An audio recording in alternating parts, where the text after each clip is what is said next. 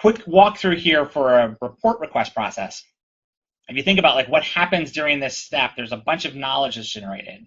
So if I'm someone who's kind of coming in and like searching to see, is there a report that already exists and what does it do? That's the first step in my process. The second thing, and that would be an interaction with the catalog ideally to see what's there. And if I can't find what I'm looking for, right now I'm going to submit that request saying I need a change to something, or I need a new report.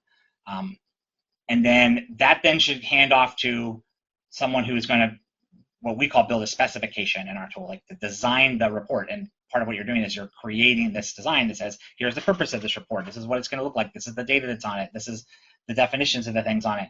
And you want to take a template, either a generic template or a specific template for the types of things you want to capture, and set a standard for when you're building new things. What's the sort of minimum level of completeness around curation that you want for this, and that can help to make sure that a year later, when people come back and look at this report, that they're going to get the transparency that they want there. That then can that creates these design details, and that gets signed off or approved by the requester potentially, depending on your process. And then it goes to the developer. Maybe it's the same person that was working on it to actually build it.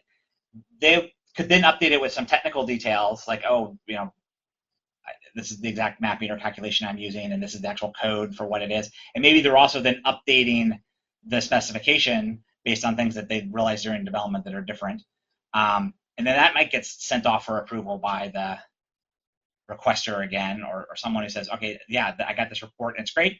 And then once that's done, you can create a link in that report back to this documentation, so that you get user consumer-facing documentation, right? So if you were doing this on your own through Word or some other tool, you could just say maybe you're going to create a PDF and attach that to the report or something, right? And the cookbook, you just need to create a link using our sort of integration scripts that we have to that can have a real-time API call back into the cookbook, pull up the documentation for that report right where they're looking in there. So all of this information, when you're doing it through a request process in a tool like the cookbook, or in however you've designed your own data governance process, or using a different tool, just make sure that you're capturing all that knowledge into the knowledge base as part of that and the catalog.